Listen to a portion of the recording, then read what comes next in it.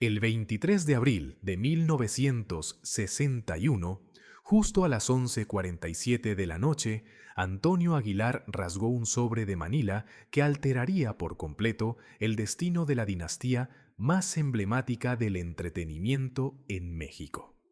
En su interior se hallaba la prueba que destrozaría la fachada impecable de su unión matrimonial, forzándolo a enfrentar la elección más lacerante de toda su existencia. El hallazgo de esa velada acerca de Flor Silvestre y Javier Solís se mantuvo en secreto por 46 años, hasta que, en su agonía final, Antonio al fin desveló el misterio que casi aniquila a la familia Aguilar. Se trata del relato de un amor clandestino en el apogeo de la era dorada, de un varón que optó por el mutismo en vez de la revancha, y de un perdón que demandó más de 4 décadas de sufrimiento reprimido. Lo que vas a oír modificará tu percepción de estas tres figuras legendarias y te obligará a reflexionar sobre los límites del perdón por el bien de la familia.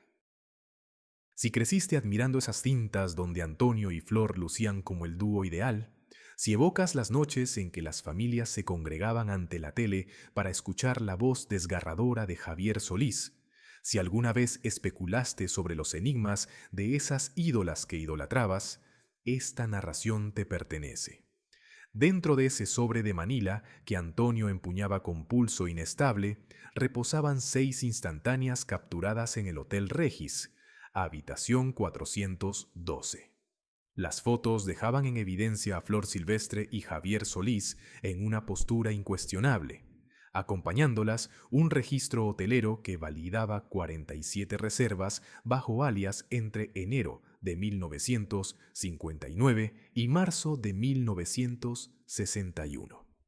El autor de esas imágenes jamás dio su nombre, solo incluyó una esquela manuscrita. Don Antonio tiene derecho a conocer la realidad. Lo que disponga de ella depende de usted. La duda que perseguiría a Antonio por las siguientes 4 décadas resultaba demoledora. ¿Cuántos más conocían su descubrimiento? ¿Cuántos del mundo cinematográfico y musical habían encubierto esa traición? Para captar la envergadura de lo que Antonio desentrañó esa noche, debemos retroceder 3 años exactos, al 15 de enero de 1958. Ese día arrancó en los estudios Churubusco, en la Ciudad de México, el rodaje de la cinta Dos Corazones y un Cielo. Se trataba de un proyecto de alto calibre que por primera vez unía a Flor Silvestre y Javier Solís como galanes románticos. Antonio andaba de tour por el norte, con obligaciones que lo apartarían de la capital por 6 semanas. Flor se presentó en el set el día inicial con un atuendo de charra en verde esmeralda, el pelo en moño elevado y labios en rojo vivo sobre tez pálida. Javier Solís aguardaba en el vestidor 7, ansioso, repasando su sombrero charro. Ante el director y el equipo, su saludo fue impecable.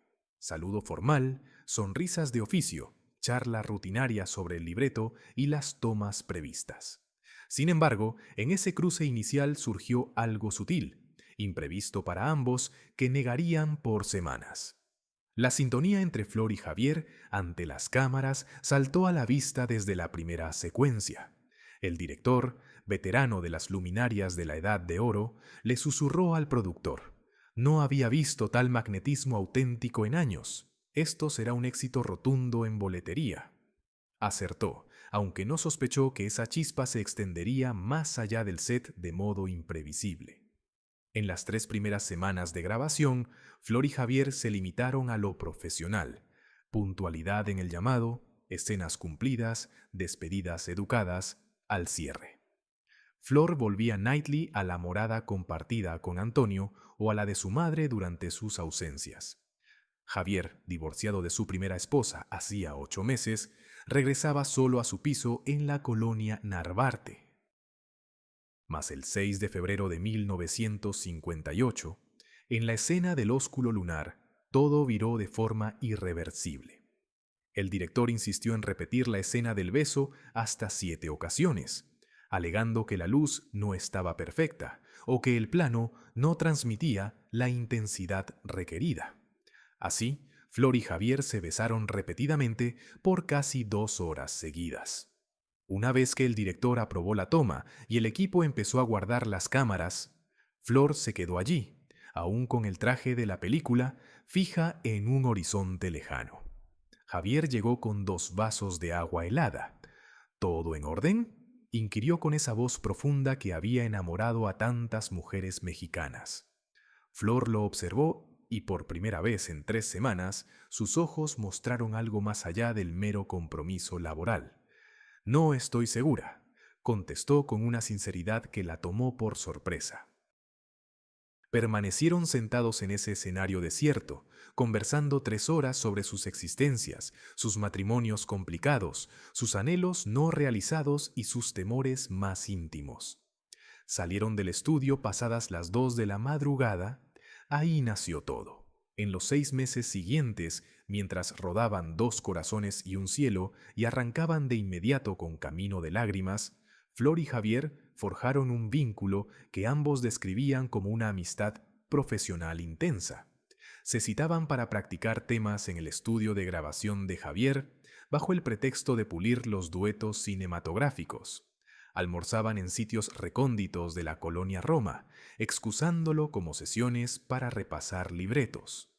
Flor le revelaba a Javier el hueco afectivo que padecía cuando Antonio se ausentaba por meses en giras, la desolación de las noches solitarias, el agobio de criar casi sola a sus hijos mientras su marido recogía ovaciones en pueblos remotos. Javier le contaba de su matrimonio fallido, de cómo el estrellato había arruinado su primer lazo conyugal, del remordimiento por no ser el padre atento que sus niños precisaban. En el otro hallaron lo que les faltaba en su rutina: empatía, compañía, cercanía, interés genuino.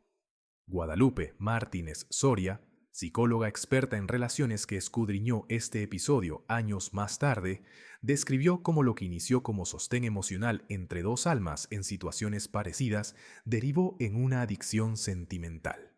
Cuando personas frágiles hallan alivio recíproco, sumado a una química física y laboral, el límite entre amistad y amor se difumina de forma riesgosa. El 18 de agosto de 1958, ese umbral se traspasó por completo. Acababan de registrar un dúo cargado de sentimiento en los estudios de RCA Víctor. A las 11 de la noche abandonaron el lugar. Javier propuso llevar a Flor en su Cadillac negro del 57. De pronto, una lluvia torrencial, inusual para la temporada, azotó la ciudad. Las vialidades se anegaron en minutos y el congestionamiento paralizó todo. Quedaron varados en el coche, detenidos en una vía de la colonia Juárez, aguardando que escampara. El diálogo se adentró en confesiones cada vez más personales. Flor admitió que hacía casi un año no se sentía apetecida, que Antonio la colmaba de afecto y consideración, pero ya sin fuego. Javier reconoció que, desde su divorcio, no había logrado un nexo emocional con mujer alguna hasta toparse con ella. El ambiente en el vehículo se espesó, saturado de una electricidad que llevaban meses ignorando. Fue Flor la que actuó primero. Se acercó y lo besó con una vehemencia que los dejó atónitos. Aquel beso distaba mucho de las escenas fingidas. Era auténtico, hambriento, pleno de anhelos contenidos. Al apartarse, los dos comprendieron que no había marcha atrás. La aventura carnal entre Flor Silvestre y Javier Solís arrancó esa noche de agosto de 1958 y perduró 2 años y 8 meses. Idearon un esquema meticuloso para encuentros clandestinos. El Hotel Reggi fue su nido predilecto. Javier ocupaba la habitación 412 como ingeniero Roberto Maldonado, siempre en billetes, accediendo y partiendo por accesos separados. Flor aparecía con peluca negra y gafas oscuras, aún en penumbras, haciéndose pasar por la consorte de ese enigmático técnico. Se veían unas 4 veces mensuales, mayormente martes y jueves al caer la tarde, cuando Antonio andaba en prácticas de su trayectoria o de tour por provincias. Los apuntes del hotel, que Antonio conseguiría después, delataban un ritmo fijo, reservas al mismo alias inventado, idéntica suite, lapsos de 3 a 5 horas, todo en efectivo sin recibo. Sin embargo, el hotel no era su único rincón. Contaban con varios sitios más donde la privacidad estaba asegurada al 100%. La hacienda de un productor de cine en Cuernavaca que se la facilitaba a cambio de ciertos favores en el trabajo que jamás se detallaban. Un piso en la colonia Polanco, rentado por Javier exclusivamente para esas citas, a nombre de una compañía productora inexistente. Hasta en 2 momentos de alto riesgo se encontraron en la misma casa de Flor, aprovechando que Antonio andaba de tour en Monterrey y los niños pasaban la noche con su abuela por parte de madre.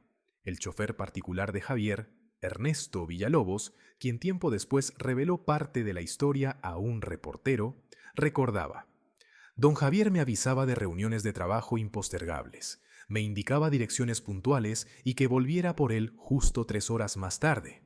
Jamás indagué, pero no era ningún ingenuo. Entendía de sobra qué ocurría, me compensaba generosamente para que mi recuerdo fuera conveniente.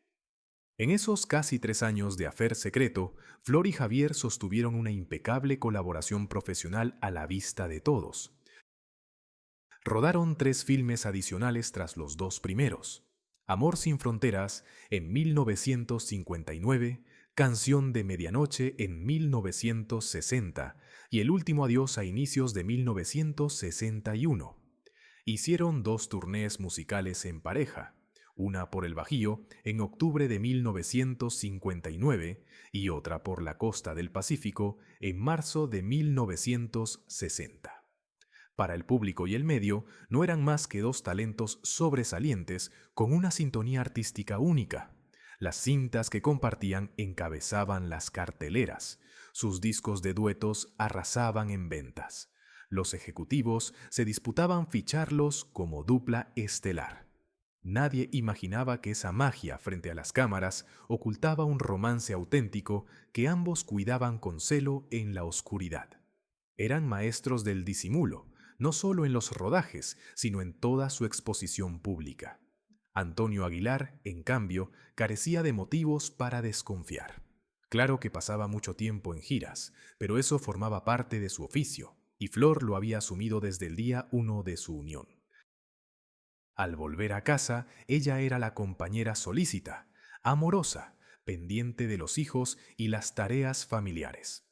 Aceptaba sus gestos de cariño sin reservas, sin actitudes frías o esquivas.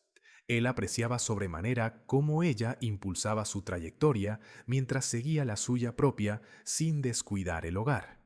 La admiraba por esa entereza, por equilibrar maternidad, matrimonio y estrellato con maestría. Al ver las películas de Flor junto a Javier, se enorgullecía de su esposa. «Se ven genial en la pantalla», le decía sin rastro de celos. «Javier es un crack en lo suyo. Me alegra que colaboren. Sé que la valora y la protege».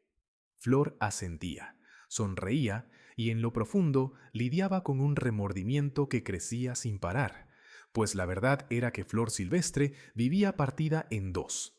No había dejado de querer a Antonio, punto que ni ella podía rebatir. Él era el padre de su prole, el que le ofreció seguridad, honra y un clan unido. Sin embargo, Javier le despertaba otra cosa, un fuego que su boda ya no avivaba. Ardor, apoyo sentimental ininterrumpido, charlas íntimas sobre temores y anhelos, un lazo que trascendía los papeles conyugales. Con él se sentía mujer plena, no solo progenitora o colega de profesión. Javier le enviaba misivas que ella resguardaba en una cajita de terciopelo verde, escondida en el fondo del armario. En ellas le proclamaba un amor febril, le suplicaba abandonar a Antonio para edificar un futuro juntos, le juraba entregarle cuanto merecía. Flor las releía una y otra vez, sollozaba, pero jamás halló valor para deshacer su matrimonio. El lastre de los niños, la fama, las habladurías familiares, el impacto en sus oficios si el chisme explotaba. Todo era abrumador. Javier Solís, por su lado, apremiaba con creciente urgencia. Para él, aquello rayaba en lo imposible. Estaba locamente prendado de Flor, un sentimiento inédito aún en su propio casamiento. Anhelaba recorrer las calles de su brazo sin tapujos, exhibirla como su mujer en galas, desposarla y tener hijos propios. Le carcomía que, tras sus citas ocultas, ella volviera al lecho de Antonio.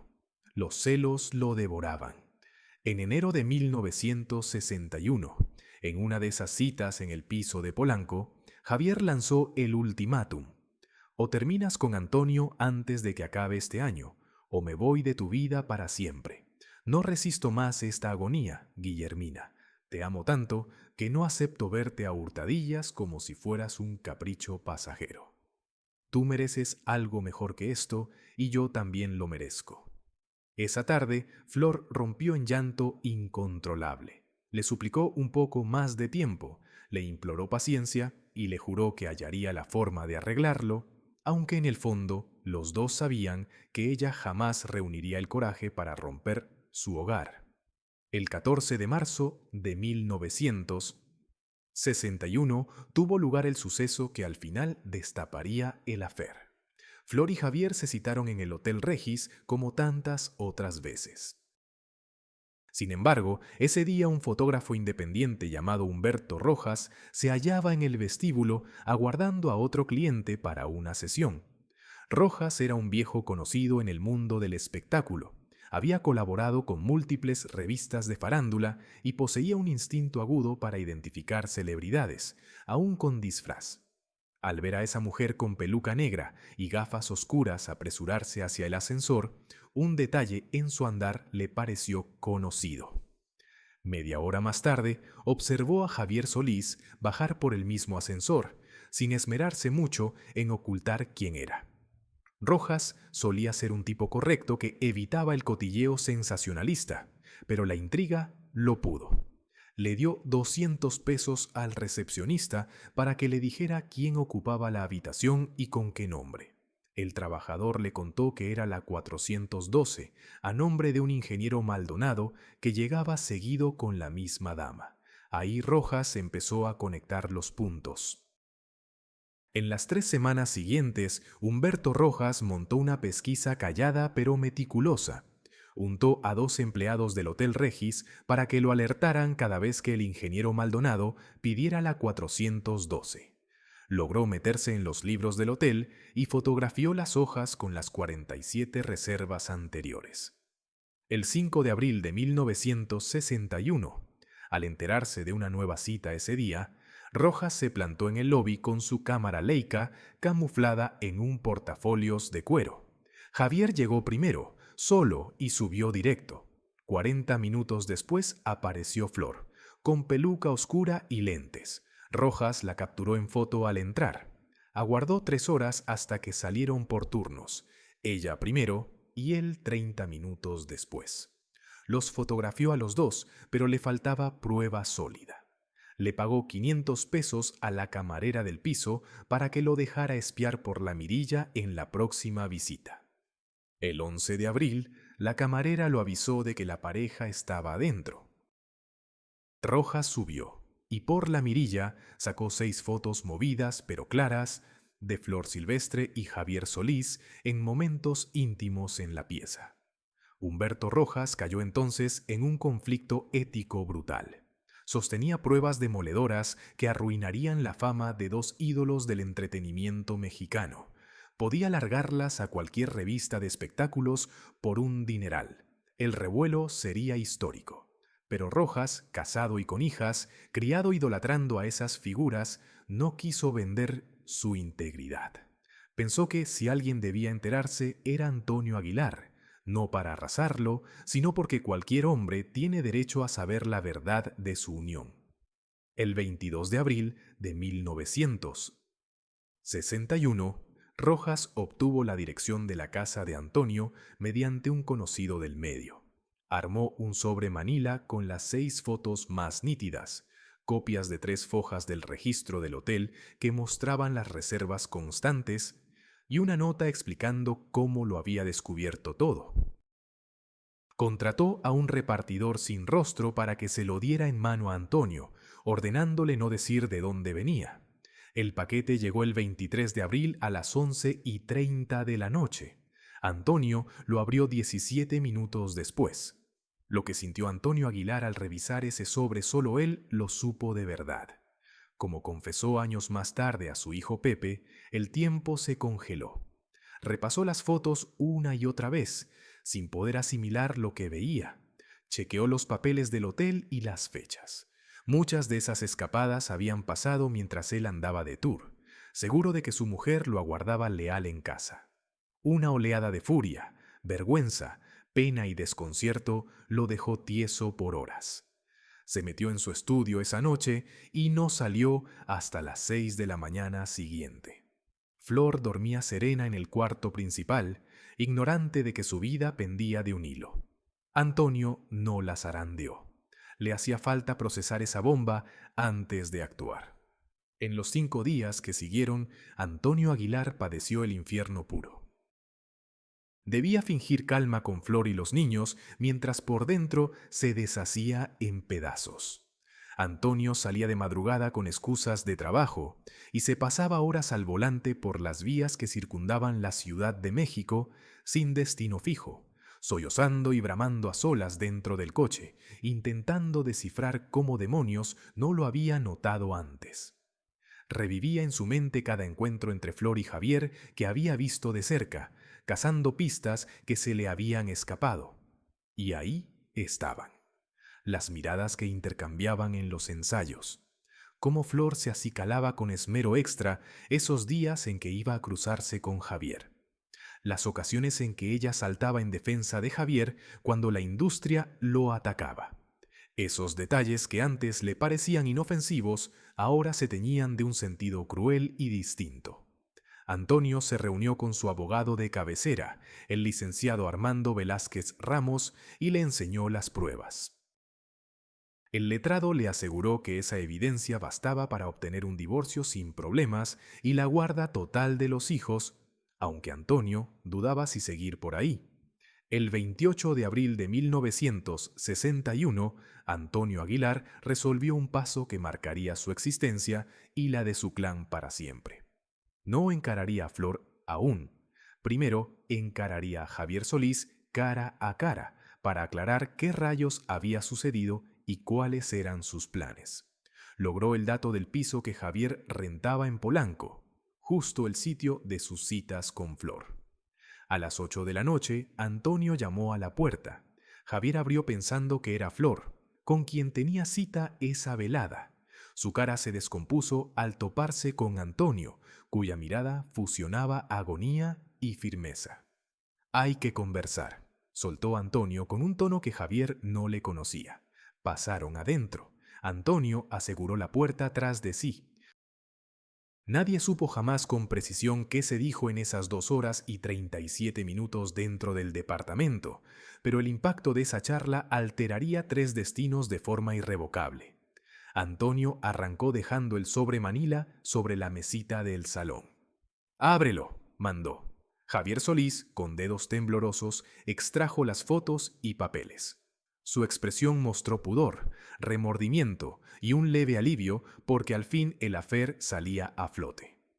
«¿Hace cuánto?», inquirió Antonio, con la voz serena pero cargada. «Casi 3 años», admitió Javier tras un mutis eterno, «desde la primera película que rodamos juntos». Antonio apretó los párpados, digiriendo la envergadura de la puñalada. 3 años de engaños, de citas a escondidas, de confianza ciega en los dos. «¿La quieres?», fue lo próximo. Javier alzó la vista, encaró a Antonio y soltó una verdad cruda. «Sí, la quiero más que a ninguna mujer en mi vida, y ella a mí». Esas frases calaron como cuchilladas en Antonio, pero las precisaba oír. Tenía que distinguir si era un capricho fugaz o algo hondo. El diálogo viró a zonas más lacerantes. Javier reveló que le había rogado a Flor abandonar a Antonio, que aguardó meses por una respuesta que jamás vino. Relató las misivas que le mandó, los juramentos compartidos, los sueños de porvenir que urdieron. Antonio oía mudo, mientras cada sílaba pulverizaba su visión del matrimonio. Pero Javier soltó algo que volteó la charla entera.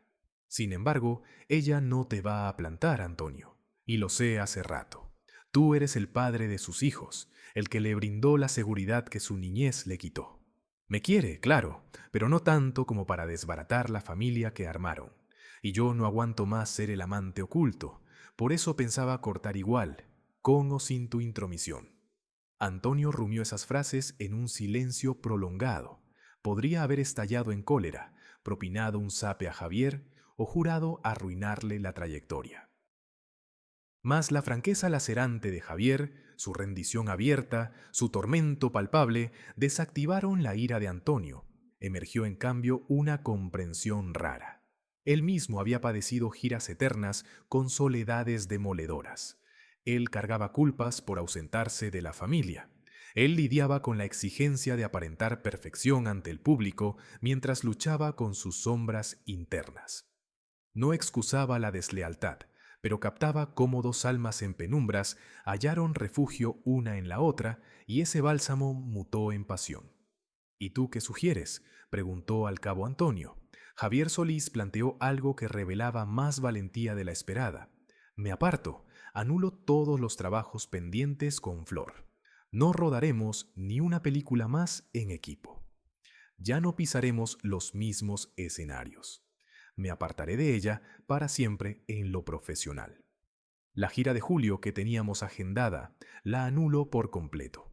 El álbum de duetos que planeábamos grabar se queda en nada y jamás haré público lo que pasó entre nosotros.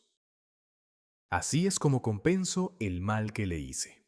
Antonio escudriñó el semblante de Javier en busca de algún rastro de engaño o hipocresía, pero solo vio honestidad pura. ¿Y si Flor no acepta?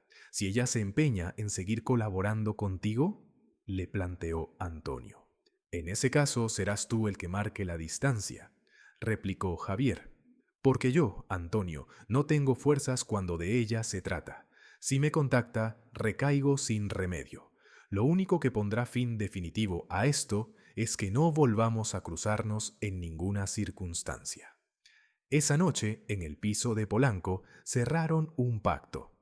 Javier cortaría todo lazo con Flor, tanto laboral como personal. Antonio le presentaría las pruebas y decidiría el destino de su unión.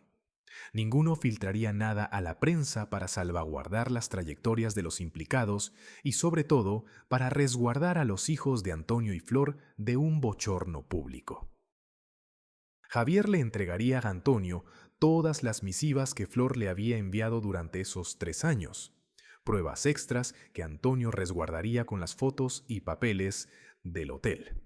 Y pactaron que, si uno violaba el secreto, el otro podría soltar toda la verdad sin frenos. Lo ratificaron con un fuerte apretón de manos. Dos tipos destrozados por la misma pasión, atados a un misterio que arrastrarían por décadas. Al salir del departamento de Javier, Antonio volvió a casa, donde Flor lo aguardaba angustiada. Marcaban las 11 de la noche y él jamás había llegado tan tarde sin dar aviso. ¿Dónde andabas? Te busqué en 3 sitios, le espetó Flor con auténtica inquietud. Antonio guardó silencio, extrajo el sobre manila de su chaqueta y lo dejó sobre la mesa del salón. Ábrelo, ordenó con un tono que ella jamás le había oído. Flor rasgó el sobre, extrajo las imágenes y su expresión se derrumbó por completo. Se desplomó en una silla, sin fuerzas para mantenerse erguida. Antonio, balbuceó, pero las frases se le atoraron. Rompió en llanto con sollozos desgarradores, surgidos de la culpa y la vergüenza que había sofocado durante 3 años. Antonio la miró fijo, paciente, no la cortó, no alzó la voz, no la abrazó. Esperó a que ella lograse articular. Lo que vino después fue el diálogo más lacerante de sus más de 15 años casados. Flor lo soltó todo, los 3 años de idilio con Javier, las citas en el hotel y otros escondites, las falsedades diarias, la existencia a 2 caras que había sostenido. Pero también le aclaró algo vital para que él siquiera pensara en perdonar. Jamás dejó de quererlo. Se había sentido perdida, abandonada en sus largas giras, frágil de ánimo. Javier tapó un hueco que la falta de Antonio abrió, pero nunca pensó en abandonar a su marido ni a los niños. Siempre apreció lo que él significaba para ella y la familia. Reconocía que su traición era inexcusable, pero suplicaba una chance para reparar la fe que había pulverizado. Corto ya con Javier, juró entre hipos. No volveré a trabajar con él ni a verlo. Haré cuanto pidas para probarte que mi lealtad va por esta familia, por ti, por nuestros pequeños. Esa velada, Antonio Aguilar encaró la disyuntiva más brutal de su existencia. Contaba con evidencias irrefutables para un divorcio justificado. La gente lo respaldaría si aireaba la aventura. Podía buscar otra pareja, rehacer su camino, zafarse del tormento de la deslealtad. Sin embargo, pensaban los hijos. Pepe rondaba los 13, Antonio, hijo, los 11, Dalia, 9. ¿Cómo los marcaría un divorcio sonado? ¿Qué impacto tendría enterarse de la infidelidad materna? Y aparte de los chicos, persistía lo irrefutable. Antonio aún amaba a Flor. Ese cariño estaba maltrecho, hecho trizas, sepultado bajo montones de afrenta y vejación, pero perduraba. La conocía de la juventud. Habían forjado una existencia en común. Compartieron glorias y tropiezos. ¿De verdad lo mandaría todo al diablo? ¿O cabía rescatar algo de su pasado? Transcurrían 3 días en que apenas cruzaban palabra. Él pernoctaba en el despacho, ella en el cuarto principal. Los niños percibían la tirantez, mas nadie les aclaraba el motivo. Flor sollozaba sin parar, consciente de que su boda colgaba de un suspiro.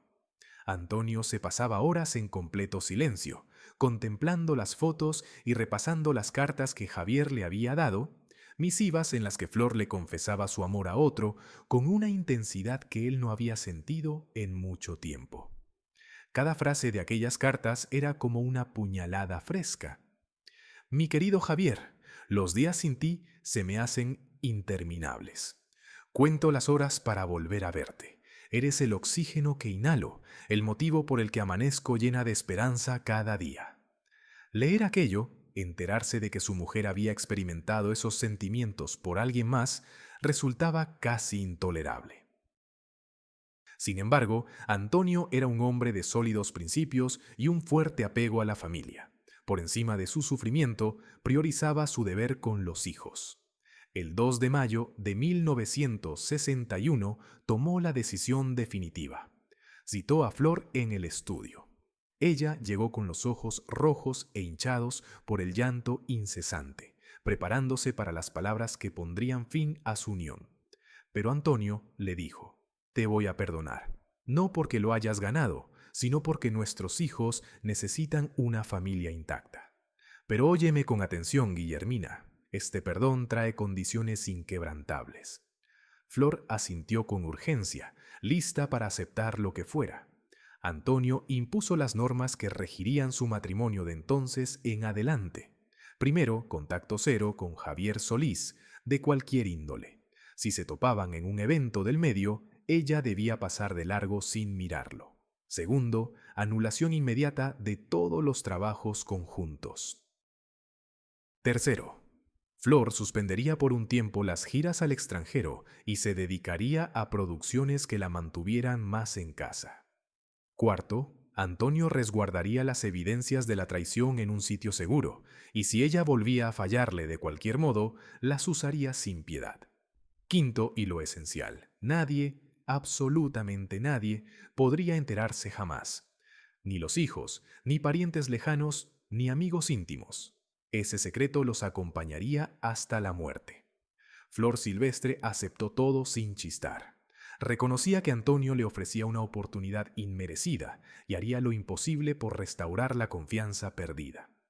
Desde ese instante, su rutina dio un vuelco radical. Contactó a su manager y canceló la gira planeada con Javier para julio, citando motivos de salud sin dar detalles. Desechó 2 propuestas de filmes donde él sería su coprotagonista, sugiriendo a otras intérpretes para los roles. En entrevistas, cuando le indagaban por qué ya no colaboraba con Javier si habían sido tan taquilleros juntos, eludía con frases ambiguas sobre buscar nuevos rumbos y actuar con distintos colegas. El mundo del espectáculo percibió el quiebre repentino, pero ignoraba la causa verdadera. Algunos conjeturaban roces laborales, otros que los ejecutivos evitaban etiquetarlos como dupla romántica. Nadie sospechó la realidad. Javier Solís, a su vez, honró su promesa al pie de la letra. Rechazó cualquier producción con Flor. Aunque los productores presionaban destacando su química explosiva en boletería, él alegaba agendas llenas o desacuerdos artísticos. En los escasos encuentros en galas del gremio, en años venideros, Javier la saludaba con frialdad protocolaria sin exceder el mínimo contacto imprescindible. Flor respondía igual. A ojos ajenos, dos excompañeros que habían congeniado simplemente tomaron rumbos separados en sus carreras. Pero en verdad, cada cruce de miradas en un pasillo o convivencia en tarima cargaba el fardo de lo vivido y lo irrecuperable. Ese amor interrumpido los marcaría de por vida, aunque lo llevaran en mutuo silencio por lealtad a Antonio y las familias resguardadas. Los años posteriores al hallazgo marcaron una reconstrucción ardua y paulatina para los Aguilar. Antonio buscó perdonar de corazón, no solo de boquilla, sino con gestos cotidianos. Empero, el agravio no se evaporaba. Hubo noches en que se despertaba y observaba a Flor dormida junto a él, mientras las escenas de esas fotos asaltaban su cabeza. Se cuestionaba si ella seguía pensando en Javier, si lo añoraba, si lo ponía en la balanza con él. De día conservaba la fachada impecable, el marido abnegado ante los hijos y el público, aunque por dentro arrastraba una llaga que no cesaba de doler. Creó su propia armadura, se hundió de lleno en el ajetreo laboral. Las tournées se volvieron más intensas y prolongadas, los encargos se acumularon sin parar, discos en el estudio, rodajes de cine, shows en palenques, giras al extranjero. Antonio se mataba a trabajar hasta quedar exhausto, y buena parte de esa entrega febril buscaba ahogar los pensamientos, las memorias, las emociones. Flor, en cambio, lidiaba con un remordimiento que la roía por dentro sin tregua. Ponía todo de su parte para ser la mujer ideal, la mamá intachable, la aliada fiel. No protestaba cuando él partía de gira por meses enteros. No ponía en duda sus elecciones. Todo lo asumía con una docilidad que no le era propia antes, pues entendía que había dilapidado cualquier autoridad para reclamar. Aún así, sobrellevaba el peso de un romance que tuvo que amputar de golpe. Lo echaba de menos a Javier. Imposible negarlo. Las charlas intensas, el fuego de la pasión, cómo la hacía sentirse comprendida y apreciada. Pero ya había optado por su familia por encima de todo. Aprendió a convivir con ese hueco, a enterrar esas vivencias, a volcarse en los niños y en reparar la fe que había quebrado. Poco a poco, el sufrimiento se hizo más llevadero, aunque jamás se extinguió por completo. Los chicos maduraron ajenos a todo. Pepe, Antonio hijo y Dalia atravesaron su adolescencia y juventud en la aparente cotidianidad de una familia célebre pero cohesionada. Veían a sus progenitores colaborar de vez en cuando, alternar en el escenario, respaldarse en sus trayectorias artísticas. Jamás intuyeron que tras esa fachada de concordia yacía un secreto demoledor que sus padres acarreaban en mutuo silencio. Antonio y Flor se convirtieron en maestros del fingimiento más crucial de sus existencias, simulando que todo marchaba sobre ruedas. Y en buena medida, con los años, las cosas sí avanzaron. El vínculo conyugal no recuperó el fulgor de antaño, previo a la deslealtad, pero hallaron una nueva manera de convivir, sustentada en el respeto recíproco, la entrega familiar y una fidelidad templada por el tiempo. El romance ardiente que los unió en su día mutó en otra cosa, un lazo de camaradería honda, una sociedad vital fraguada en indulgencia y renuncias compartidas. Antonio resguardó las huellas de la traición en una caja fuerte de su exclusiva llave. Las fotos, los papeles del hotel, las misivas que Javier le había pasado. Por lustros no las tocó, pero su mera existencia le otorgaba un raro dominio. Eran su blindaje contra una posible reincidencia de Flor, su póliza ante el resurgir del tormento. En ratos de flaqueza o riñas especialmente ásperas, le asaltaba el impulso de exhumarlas y echarle en cara el pasado, de obligarla a Prilestis y a paladear de nuevo su pudor, pero se contuvo siempre.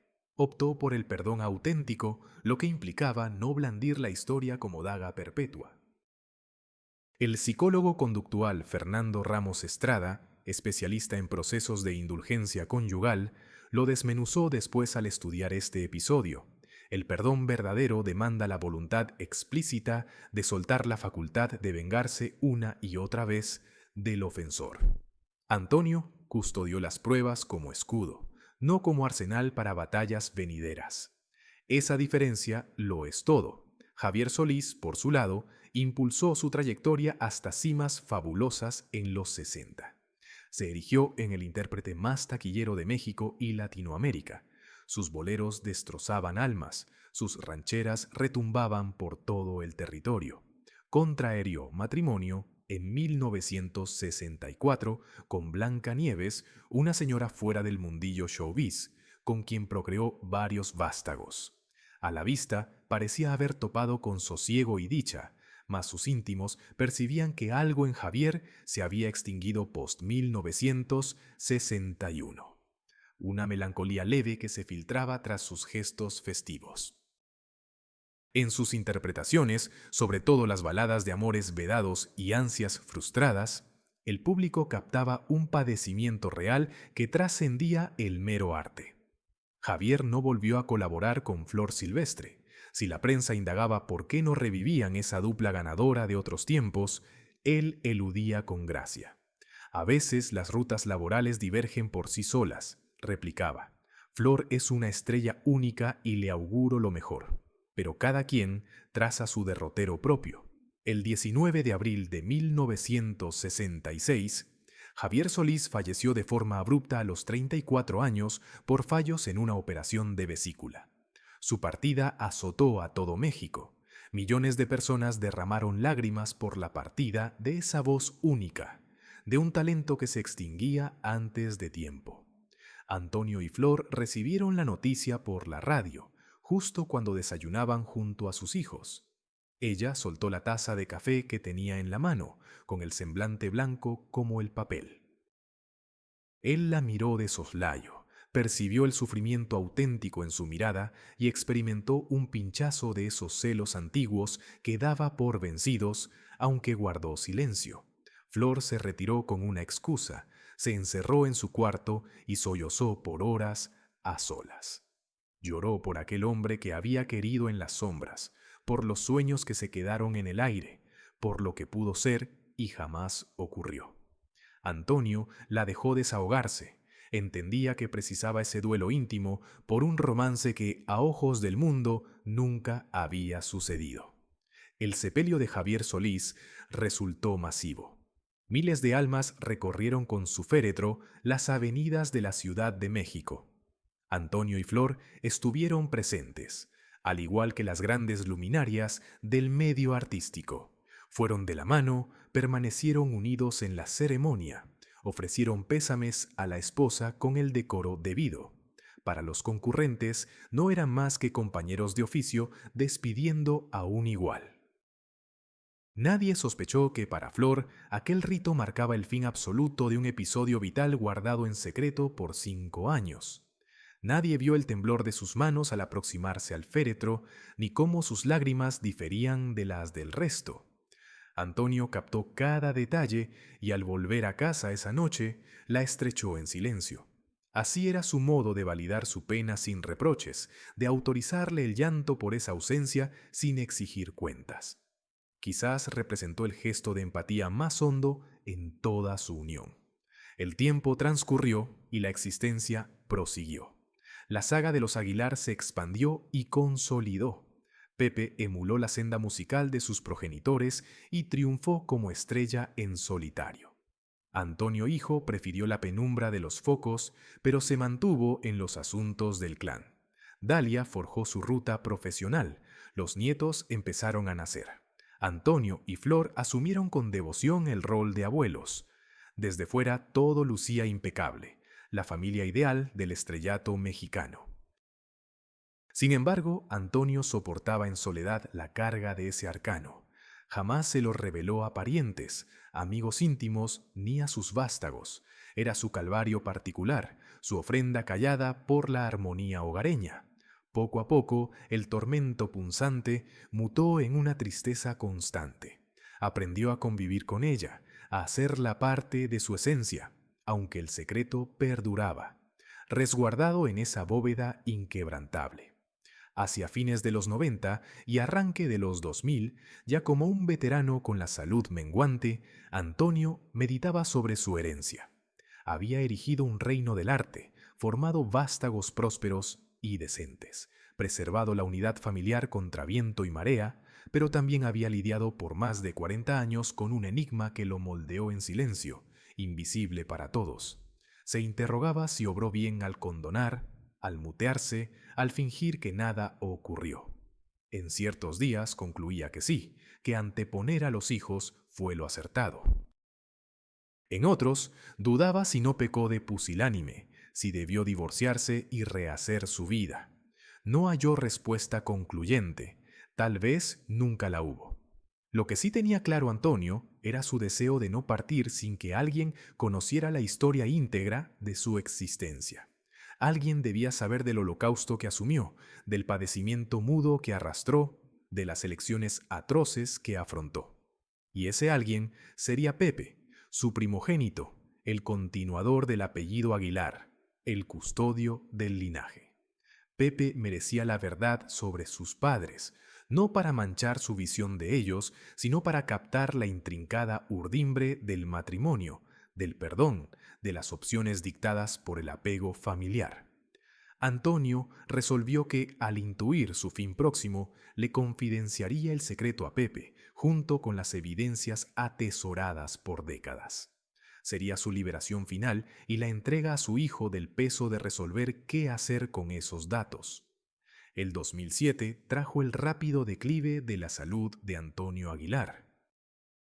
A sus 88 años, su físico al fin flaqueaba tras una existencia de labor incesante. En mayo lo hospitalizaron por serios problemas respiratorios. Los doctores no se anduvieron con rodeos. Restaban semanas, tal vez días. Él lo presentía. Notaba cómo su hora se aproximaba.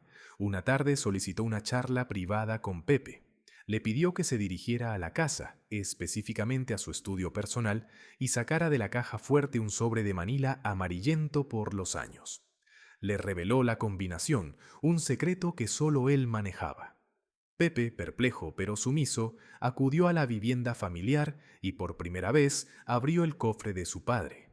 Ahí halló el sobre junto a papeles legales y familiares. Volvió al hospital con él en mano. Antonio mandó cerrar la puerta, lo invitó a sentarse cerca y con voz frágil pero firme empezó a desentrañar el secreto que había resguardado por 46 años.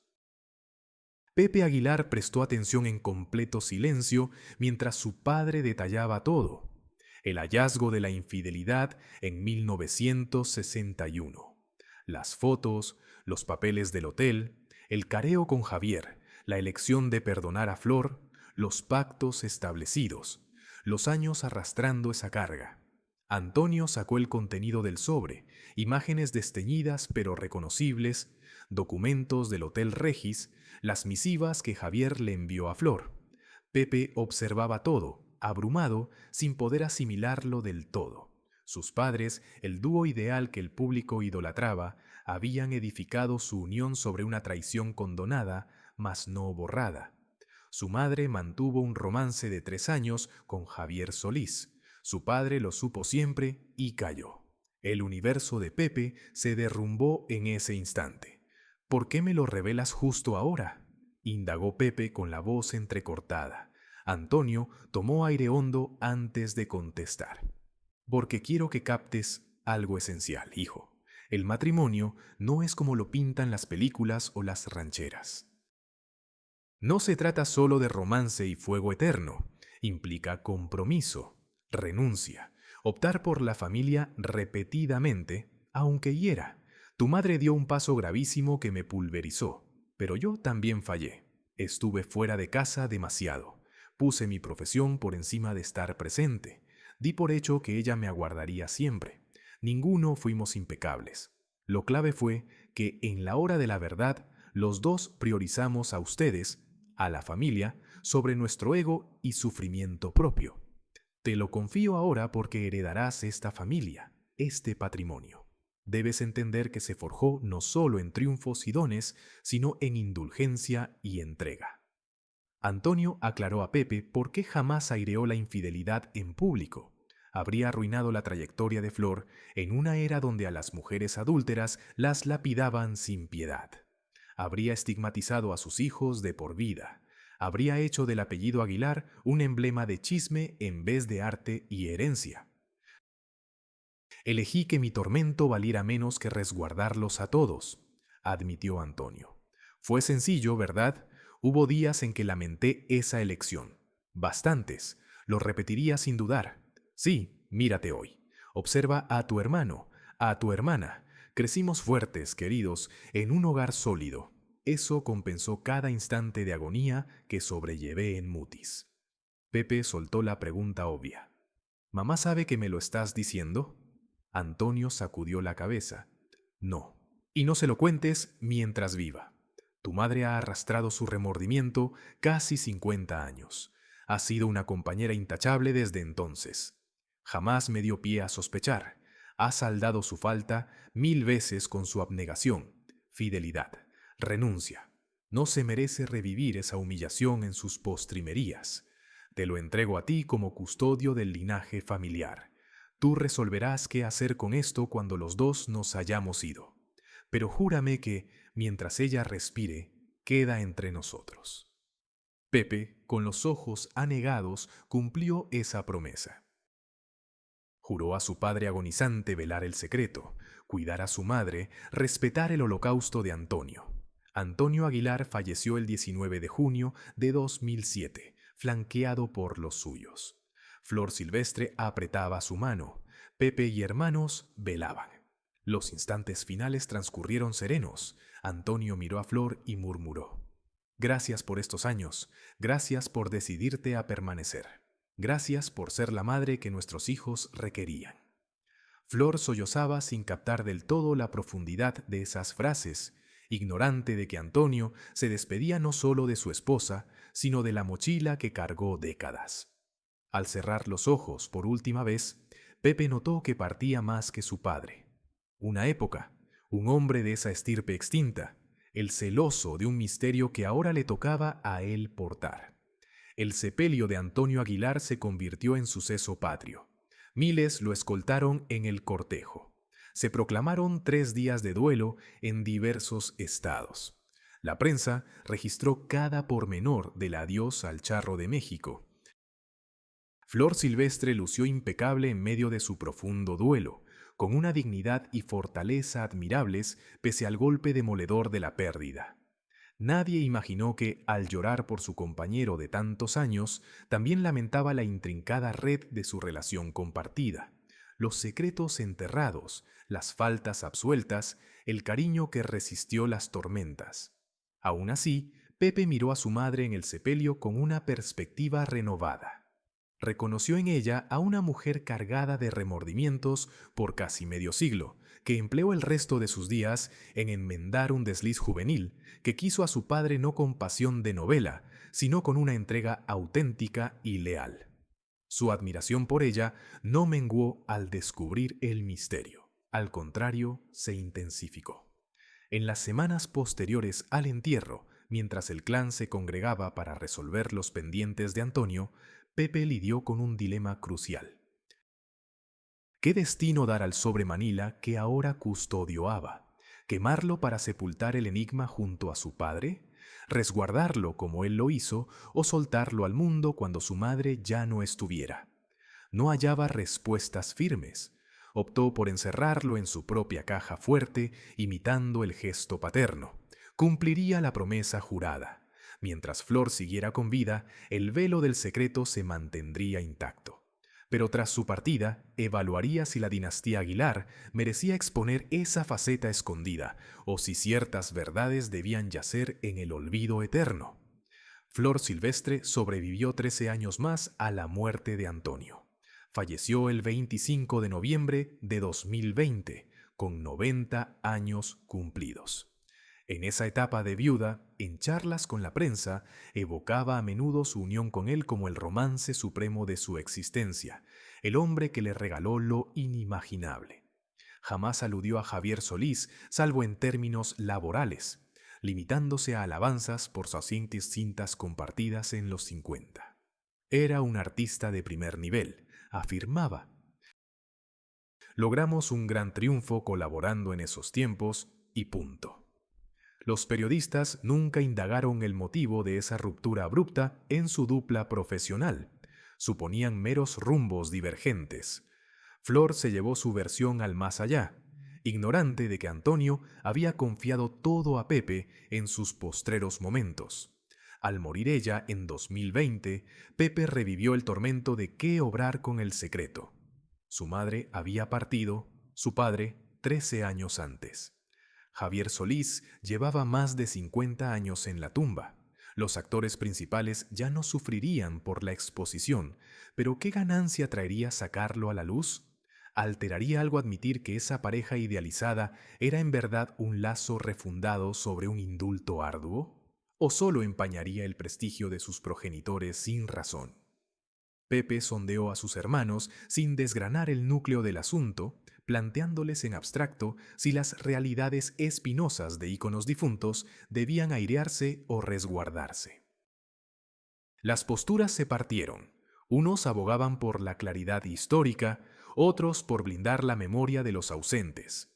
Hasta 2026, 19 años tras la partida de Antonio y 6 después de Flor, Pepe Aguilar mantiene en silencio ese arcano.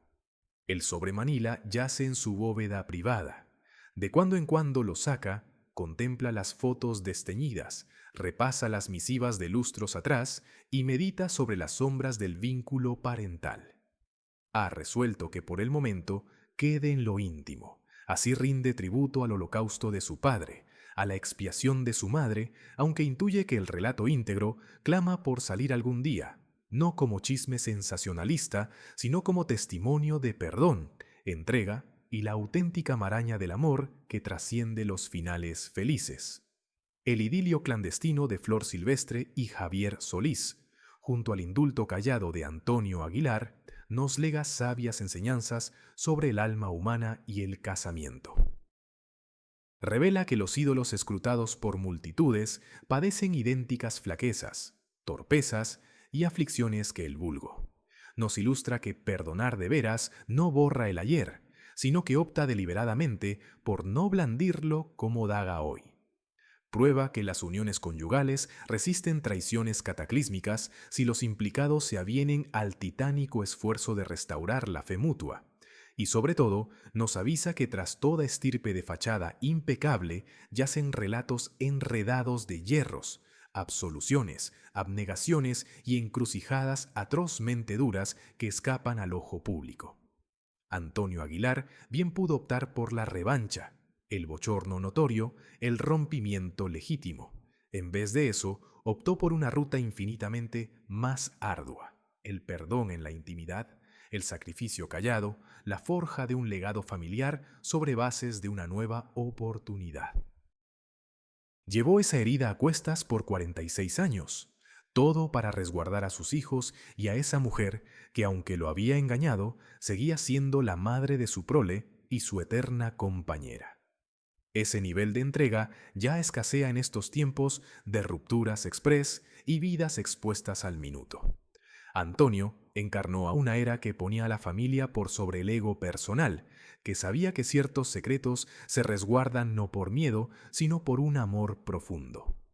Flor Silvestre, en cambio, cargó con remordimientos por casi medio siglo, un desliz que le robó la serenidad hasta el final, pero que también le permitió probar que la redención llega con entrega inquebrantable, fidelidad demostrada con los años y abnegación sin fin. Jamás le falló de nuevo a Antonio tras el cara a cara de 1961. Dejó atrás el fuego por Javier, acató las reglas que él marcó y pasó el resto de sus días reparando el daño causado. Su resarcimiento no fue teatral ni notorio, fue un esfuerzo mudo y persistente, año tras año. Esa clase de transformación exige una entereza que pocos logran, y Javier Solís, que partió joven sin presenciar el cierre de esta saga, también reclama ser visto en su totalidad. No era mero seductor de casada, era un tipo frágil que se prendó de verdad, que propuso apartarse al ver el mal que provocaba, que honró su promesa de callar el afer, que sobrellevó su propio sufrimiento por un romance interrumpido hasta su fin abrupto. El enredo sentimental de Antonio, Flor y Javier no dividía en héroes y villanos. Eran tres almas incompletas, tres humanos con anhelos afectivos insatisfechos, tres que optaron por caminos dudosos, pero que mostraron dignidad en giros imprevisibles. Esta narración nos lanza interrogantes hondos y espinosos. ¿Qué tanto perdonarías por el lazo familiar? ¿Soportarías un peso así por décadas? ¿Callar las deslealtades es vigor o flaqueza? ¿Los enigmas hogareños han de sepultarse con sus portadores? ¿O la historia reclama su luz algún día? Un lazo conyugal puede no solo aguantar, sino florecer tras una traición prolongada. ¿Se puede absolver de corazón sin borrar el recuerdo? Y tal vez la clave: ¿qué mide un matrimonio? ¿Sus tropiezos o cómo se sortean? Reflexiona un instante sobre tu trayectoria, las elecciones hechas por cariño a los tuyos, los renunciamientos invisibles, los momentos en que engulliste el resentimiento por los chicos. Recuerda cuando absolviste lo que creías imperdonable, solo para no derrumbar lo erigido. Piensa en tus confidencias ocultas, no por pusilanimidad, sino porque velar por los amados supera el alivio de soltar. Antonio Aguilar no anduvo solo en eso. Cientos de miles de parejas a lo largo del tiempo han trillado esa senda discreta. Lo que nos distingue es no enfrentar el ojo público ni la carga de ídolos masivos. ¿Te has planteado cuántas uniones que idolatras han lidiado con tormentas parecidas? ¿Cuántos lazos ideales en redes o fiestas familiares se apuntalan en absoluciones secretas? La sociedad nos endilga un romance donde el primer quiebre equivale a cierre total, donde el amor propio reina supremo. Mas la verdad de las uniones perdurables es bien más intrincada. No pretendo que toda infidelidad deba absolverse ni que aferrarse sea siempre lo acertado. Solo digo que cada caso es singular. Cada núcleo tiene su contexto y nadie puede sentenciar elecciones ajenas en plena vorágine. Antonio tomó una vía que muchos tildarían cobarde. Un macho de ley la habría votado, mascullan. Pero arrastrar esa agonía 46 años, pararse diario a edificar en vez de arrasar, querer pese al filo, blindar pese al oprobio, eso demanda un temple escaso. Es sencillo estallar, armar revuelo, posar de mártir y cobrar revancha. Lo bravo es trascender el propio mal y evaluar qué conviene a los que penden de ti. Antonio afrontó lo bravo, y claro, quizá un tanto fue por cuidar su fama. Al fin, somos retorcidos. Ningún impulso es del todo limpio. Sin embargo, al final del día, 3 hijos se criaron en un ambiente sólido, la familia se mantuvo junta y un legado se forjó sobre bases de perdón en vez de escándalos públicos. Ahora reflexiona sobre Flor.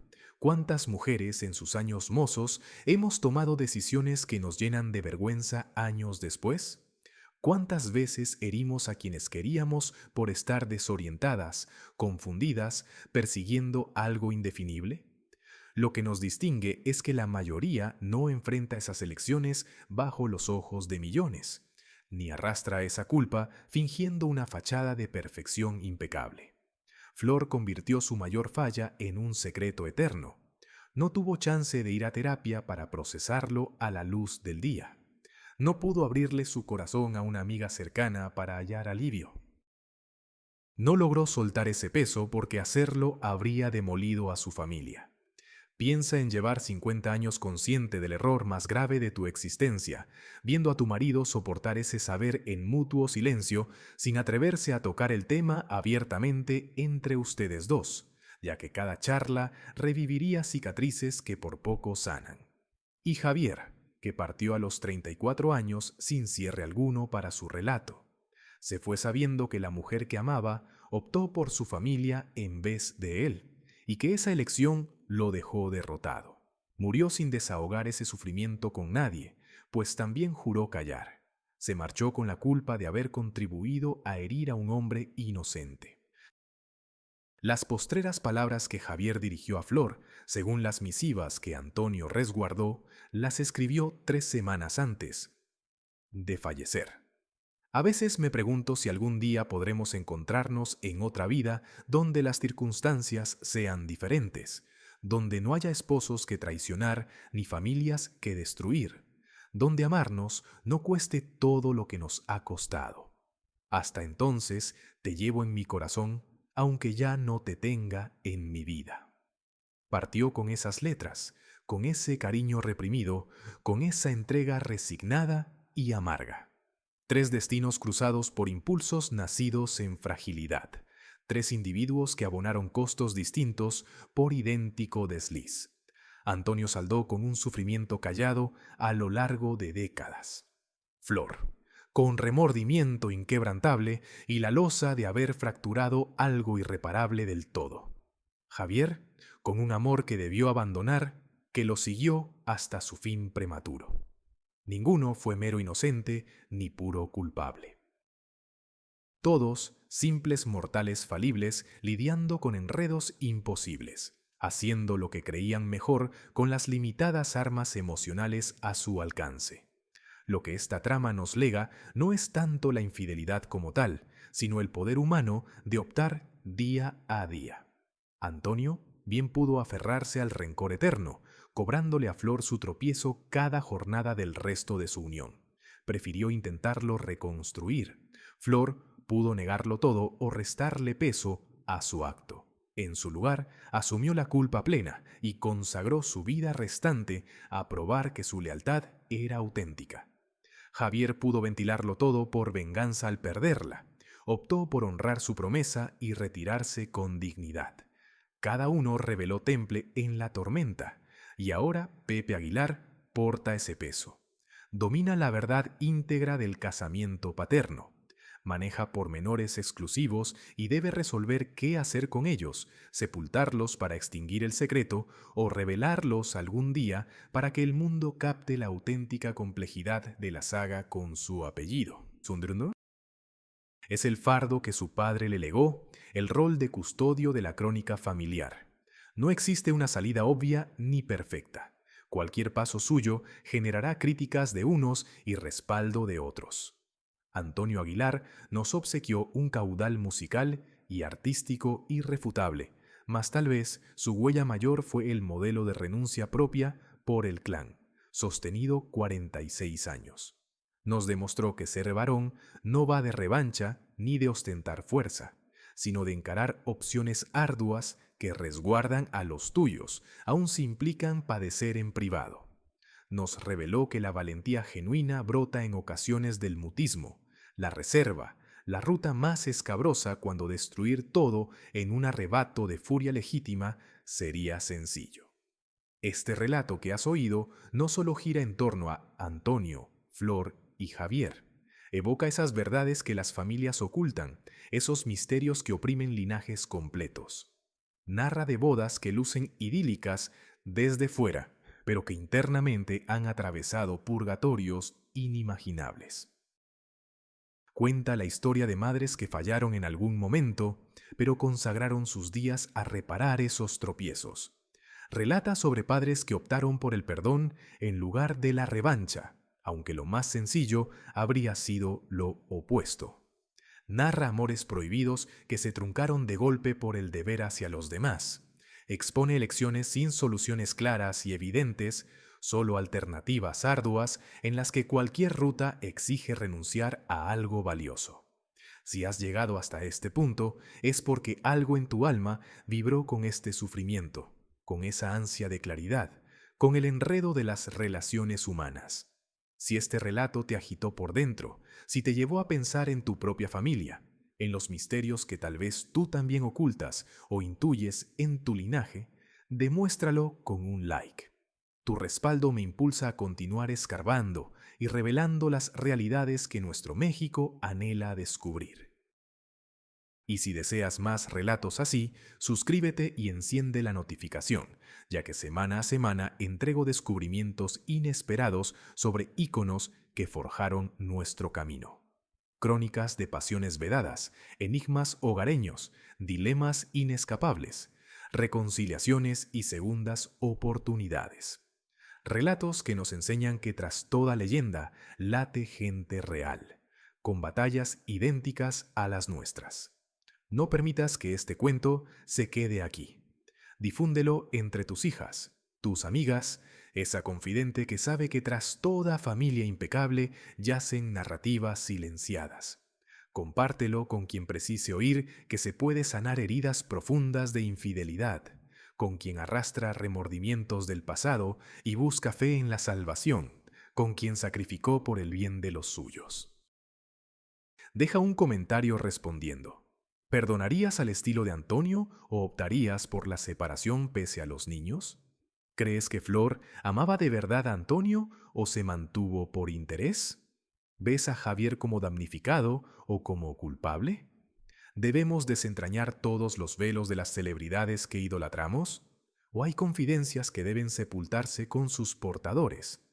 ¿Cuál es ese secreto de tu clan que transformó tu existencia? No estás sola. Todas portamos relatos, todas guardamos sombras, todas hemos enfrentado encrucijadas imposibles. Esta comunidad es un refugio para desahogarnos, meditar y sostenernos. Nos reencontramos en el siguiente capítulo, donde seguiré al aire las verdades esenciales para México, las vivencias de nuestras madres y abuelas que callaron por siempre, los arcanos que moldearon a las dinastías clave de nuestra herencia cultural. Pues cada velo levantado es una enseñanza asimilada. Cada testimonio divulgado es un fragmento de nuestra esencia mexicana que clama ser comprendida en su totalidad. Gracias por acompañarme. Gracias por oír hasta el cierre. Gracias por unirte a esta cacería de autenticidad. Hasta la siguiente verdad.